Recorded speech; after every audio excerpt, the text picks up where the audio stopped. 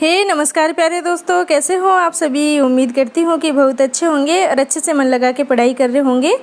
दोस्तों अब हम पढ़ेंगे अष्टछाप के कवियों के बारे में। ठीक है, अष्टछाप के कवि आपको सबको मालूम है कि वल्लभ संप्रदाय था हमारा, उसी में थे।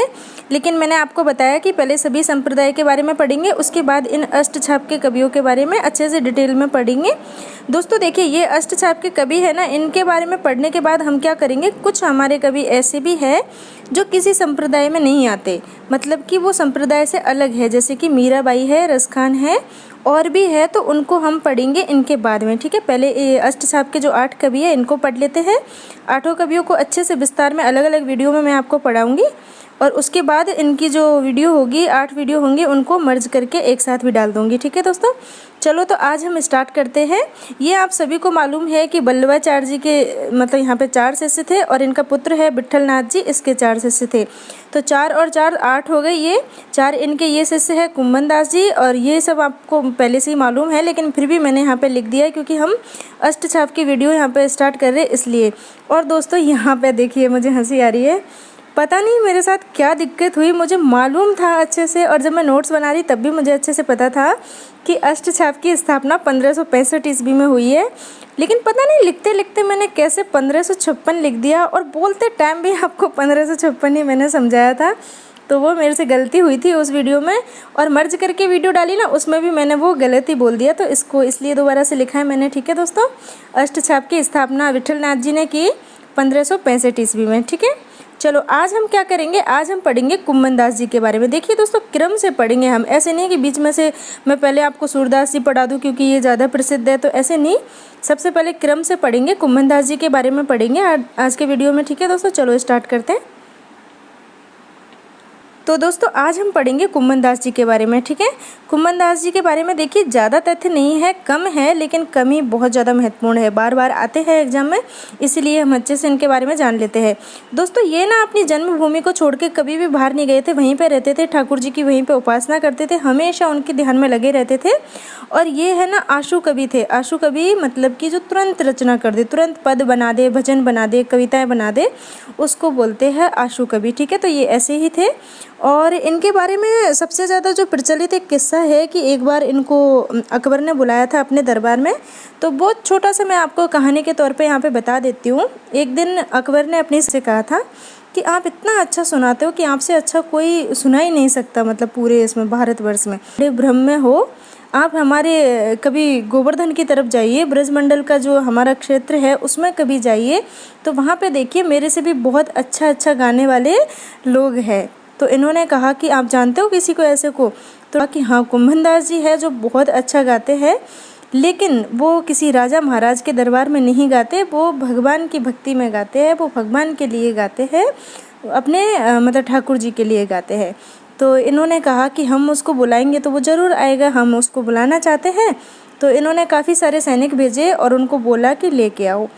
वो सैनिक पहुँचे उनके पास, कुम्भन दास जी के पास, तो वो भजन गा रहे थे, पद गा रहे थे और भगवान के सामने बैठे हुए थे। उनसे कहा जाके सैनिकों ने कि हमारे राजा ने आपको बुलाया है, और अगर आप हमारे कहने से नहीं चलोगे तो राजा खुद आपको लेने के लिए आएंगे। फिर कुम्भन दास जी ने सोचा कि वो जानते तो पहले से ही थे अकबर के बारे में, तो उन्होंने कहा कि मैं ही चलता हूँ, क्योंकि अगर मैं नहीं गया तो वो खुद आएंगे, पता नहीं कितनी सेना लेके आएंगे और हमारी जो इतनी पावन भूमि है इसको मतलब दूषित कर देंगे, ख़राब कर देंगे, जाने कैसे कैसे लोग यहाँ पे आएंगे, तो मैं ही चलता हूँ। तो ये उसी मतलब कि रात के समय वहाँ से निकलते हैं, पैदल ही निकल जाते हैं, मतलब कि पैदल का मतलब ये कि कोई घोड़ा गाड़ी तांगे ऐसे में नहीं जाते, नंगे मतलब पैर से ही जाते हैं चल के। तो ये जब जा रहे होते हैं तो चलते चलते इनकी चप्पल टूट जाती है रास्ते में, और ये जैसे ही अकबर के दरबार में जाके पहुंचते हैं तो अकबर इनको बोलते हैं कि आपकी बहुत ज़्यादा प्रशंसा हमने सुनी है, आप हमें कुछ सुनाइए। तो ये कहते हैं कि भक्तन को कहा सीकरी सो काम, मतलब कि हम जैसे भक्तों को सीकरी से क्या काम है। मतलब इतनी बड़ी बात ये कहते हैं कि मतलब उस अकबर के सामने, राजा के सामने बोलने की किसी की हिम्मत नहीं थी, सब लोग इतना डरते थे उनसे। इन्होंने बिना झिझके बिना डरे कहा कि भक्तन को कहा सीकरी सो काम, हम जैसे भक्तों को सीकरी से क्या लेना देना है।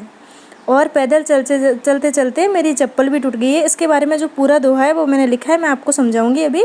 अब हम पढ़ लेते हैं कि इनका जन्म कब हुआ, कहाँ हुआ, ये सब। ठीक है, देखिए इनका जन्म काल है, ये है 1468 ईस्वी। जन्म स्थान है, ये इनका गांव है, जमुनावती गांव है, गोवर्धन क्षेत्र है मथुरा का। ठीक है, यहाँ पे इनकी जन्मभूमि है। मृत्यु काल इनका है 1583 ईस्वी। दोस्तों इनके गुरु को तो आप सभी जानते हो, वल्लभाचार्य जी है। आगे के जो हमारे 4 कवि है अष्टछाप के, उनके सभी के गुरु वल्लभाचार्य जी है। ठीक है, इन्होंने गुरु दीक्षा कब ली थी? देखिए 1492 ईस्वी में इन्होंने गुरु से दीक्षा ली थी। तो ये डेट आपको याद रखनी है, इससे जुड़ा हुआ तथ्य है, अभी नीचे हम पढ़ेंगे। देखिए इनकी कोई अलग से रचना नहीं मिलती, क्योंकि ये कवि के तौर पे नहीं थे, ये एक भक्त के तौर पे थे। ये भगवान को खुश करने के लिए, अपने ठाकुर जी को खुश करने के लिए नए नए पद बनाते थे और उनकी भक्ति में गाते थे। ठीक है, तो इनकी कोई स्वतंत्र मतलब अलग से कोई रचना मिलती नहीं है कि ये कुम्भन दास जी की है इस तरीके से। लेकिन इनके कुछ पद मिलते हैं अलग अलग जगह, 2 जगह मिलते हैं। तो देखिए कांकरोली विद्या विभाग है प्रयाग में, इसमें इनके पद मिलते हैं। कितने पद है दोस्तों? 186 पद है। ठीक है, तो ये दोनों आपको याद कर लेने हैं, क्योंकि यहाँ से क्वेश्चन पूछा जा सकता है। दूसरा है नाथ द्वारा पुस्तकालय में इनके पद मिलते हैं 367 पद है। ठीक है दोस्तों, तो ये आपको याद करना है। नाथ द्वारा पुस्तकालय में है 367 और कांकरोली विद्या विभाग प्रयाग में इनके कितने हैं? 186 है। ठीक है, तो ये दोनों यहाँ पे इनके पद मिलते हैं। इनकी कोई स्वतंत्र रचना नहीं है, ये आपको मालूम हो गया। अब हम पढ़ लेते हैं कौन कौन सी महत्वपूर्ण बात है जो इनसे जुड़ी हुई है। ठीक है, देखिए कुम्भन दास जी प्रथम अष्टछापी कवि माने जाते हैं। बिल्कुल दोस्तों, ये प्रथम अष्टछापी कवि है। ठीक है, देखिए दोस्तों जो अष्टछाप के हमारे 8 कवि है, उनमें सबसे बड़े जो हमारे कवि है वो ये ही है, कुम्भन दास जी। ठीक है, तो ये बात आपको अच्छे से याद करनी है। उम्र में सबसे बड़े हैं ये, और सबसे छोटे कौन है उम्र में? नंददास जी है। ठीक है, तो बड़े को वरिष्ठ बोलते हैं, छोटे को कनिष्ठ बोलते हैं। ये तो आप सभी जानते हो, क्योंकि हम हिंदी साहित्य में इतना आगे आ चुके हैं, तो ये नॉर्मल सी बात है, आप सभी इसको जानते हो। ठीक है, तो ये भी इम्पोर्टेंट है, क्योंकि बड़े और छोटे से संबंधित क्वेश्चन पूछ लिया जाए तो आपको ये याद रखना है। ठीक है, कुम्भन दास जी बड़े हैं, नंददास जी छोटे हैं। अब देखिए दोस्तों इसके बाद और कौन सा पॉइंट है जो बहुत ज़्यादा महत्वपूर्ण है हमारे लिए। ये वल्लभाचार्य जी के अष्टछापी शिष्यों में सर्वप्रथम शिष्य बने। देखिए ये ऊपर ही आप पढ़ चुके हो कि इन्होंने दीक्षा कब ली? 1492 ईस्वी में इन्होंने दीक्षा ली थी। किससे? वल्लभाचार्य जी से। और सबसे पहले इन्होंने ही दीक्षा ली थी अष्टछाप के जो 8 कवि है उनमें से, तो ये सर्वप्रथम कवि हो गए। ये अष्टछाप के कवियों में सूरदास के बाद दूसरे प्रमुख कवि माने जाते हैं। देखिए दोस्तों इस पॉइंट में और इस पॉइंट में आप अंतर समझना। यहाँ पे तो बोला है कि ये सबसे बड़े और सबसे प्रथम कवि है अष्टछाप के, ठीक है, लेकिन यहाँ पे बोला है कि प्रमुख कवि, मतलब कि बहुत ज़्यादा जो प्रसिद्ध है उनमें ये दूसरे नंबर पर है। ठीक है, पहले नंबर पे है सूरदास, ये बात आप याद रखना। ये कृष्ण भक्ति शाखा की दार्शनिक पीठिका तैयार करने वाले कवि माने जाते हैं। बिल्कुल दोस्तों, जो कृष्ण भगवान की भक्ति की जो शाखा है उसकी दार्शनिक पीठिका तैयार करने वाले कवि के रूप में कुम्भन दास जी का नाम आता है। ठीक है, देखिए इनके 7 पुत्र थे। कुम्भन दास जी के 7 पुत्र मिलते हैं। ये मैंने ऐसे ही आपके लिए लिख दिया, कहीं किताब में लिखा नहीं है, मुझे मालूम था इसलिए। कुम्भन दास जी की पद रचना में साहित्यिक सौष्ठव उतना नहीं था जितना संगीत व लय का सौंदर्य मिलता है। देखिए ये बात मैंने आपको पहले ही बता दी कि ये गाता बहुत अच्छे थे, मतलब कि जितना अच्छा ये लिखते थे उससे बहुत ज़्यादा अच्छा ये गाते थे।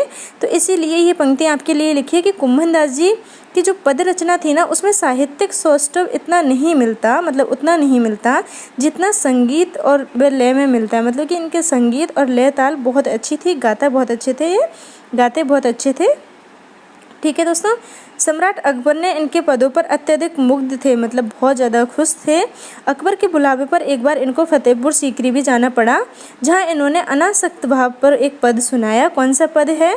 जो मैंने आपको कहानी के रूप में सुनाया वही ही पद है, और आप सभी इससे परिचित हो। इसकी प्रथम पंक्ति से तो हर कोई मतलब परिचित है, लेकिन पूरे पद से हो सकता है कि नहीं परिचित हो आप, तो आज इसको भी पढ़ लेते। देखिए, भक्तन को कहा सीकरी सो काम। यहाँ पे कुम्भन दास जी कहते हैं अकबर को कि भक्तन को क्या काम आपकी सीकरी से, मतलब कि भक्तन को क्या लेना देना आपकी सीकरी से। उनको तो अपने स्वामी के सामने रहना है, अपने भगवान, अपने जो ठाकुर जी है कृष्ण भगवान, उनके सामने रहना है, उनकी सेवा करनी है, उन्हीं को पद सुनाने हैं। जब ये बोलते हैं ना अकबर की मुझे कुछ सुनाओ, तो ये सुनाते नहीं है, ये बोलते हैं, इस पद को तुरंत इसकी रचना करते। देखिए मैंने आपको कहा ना कि ये आशु कवि है। आशु कवि का मतलब ये है कि तुरंत रचना करना किसी चीज़ की। इसकी तुरंत इन्होंने रचना की और तुरंत सुनाया वहाँ पे, और ये इतना प्रसिद्ध हो गया कि हर जगह हर एग्जाम में पूछा जाता है बार बार। भक्तन को कहा सीकरी सो काम, भक्तन को क्या लेना देना आपकी सीकरी सो, कोई काम नहीं है भक्तन को। आवत जात पन्हैया टूटी, और आते आते रास्ते में मेरी चप्पल भी टूट गई है। आवत जात पन्हैया टूटी, हाँ आते आते मेरी चप्पल भी टूट गई है। बिसरी गयो हरि नाम, और मैं जो हरि नाम लेता था, हमेशा भगवान के सामने बैठा रहता था, उनका भजन करता, उनको पद सुनाता, वो भी थोड़ा सा मेरा डिस्टर्ब हो गया, मतलब कि उसमें भी आपने उलझन पैदा कर दी है। जाको देख दुख लागे, जिसको देख के ना मन दुखी होता है, मन खुश नहीं होता, उसको देखना पड़ता है। ताको करण परी परिणाम, और उसको प्रणाम भी करना पड़ता है, मतलब जिसको देख के मन खुशी नहीं होता, उसको देख के हम दुखी हो जाते हैं, उसको भी यहाँ आकर प्रणाम करना पड़ता है। इसमें मतलब मुझे नहीं लगता कि ये ज़्यादा ज़रूरी है, मेरे लिए मेरे ठाकुर जी ही ज़्यादा ज़रूरी है, मेरे भगवान ही सबसे ज़्यादा ज़रूरी है। ये कहते हैं यहाँ पे कुंभन दास जी। कुंभन दास लाल गिरिधन बिन यह सब झूठो धाम, फिर कुंभन दास जी की आंखों में आंसू आ जाते हैं, उनको अपने भगवान की याद आ जाती है, और वो कहते हैं कि मेरे गिरधर ही एकमात्र सत्य है, बाकी ये सब कुछ झूठा है, ये सारी लीला है, ये झूठी है, ये सब कहते हैं। और दोस्तों मैं एक बात जो आपको कहना भूल गई थी, सभा में जितने भी लोग थे वो सब कहते हैं कि आप सम्राट को प्रणाम करो, ये बहुत बड़े राजा है, तो ये उनको ना प्रणाम नहीं करते। उसी की ये पंक्ति थी कि जिसको देख कर के दुख होता है उसको आप प्रणाम करने को बोल रहे हो, मतलब कि उसको प्रणाम करना पड़ता है यहाँ पर आकर। तो ऐसा मुझे नहीं चाहिए, वहाँ पर मुझे पद नहीं सुनाने, मेरे पद किसी राजा महाराजा के लिए लिखे गए या फिर उसको सुनाने के लिए नहीं है। मैं तो तुरंत पद बनाता हूँ अपने कृष्ण भगवान को रिझाने के लिए, उनको खुश करने के लिए, उनकी खुशी के लिए गाता हूँ और सुनाता हूँ। ये कहते हैं कुंभन दास जी। और दोस्तों देखिए इनके बारे में एक कथा और बहुत ज़्यादा प्रचलित है, लेकिन अब मैं आपको वो नहीं सुनाऊंगी। चलो मैं वीडियो को ख़त्म करती हूँ, ठीक है दोस्तों। चलो नेक्स्ट वीडियो में मिलेंगे सूरदास वाली में, जब तक आप इसको देखो और अच्छे से देखिए। यही तथ्य है इनके बारे में जो बार बार घुमा फिरा के आते रहते, तो आप इनको अच्छे से पढ़ लेना। ओके दोस्तों, चलो बाय बाय।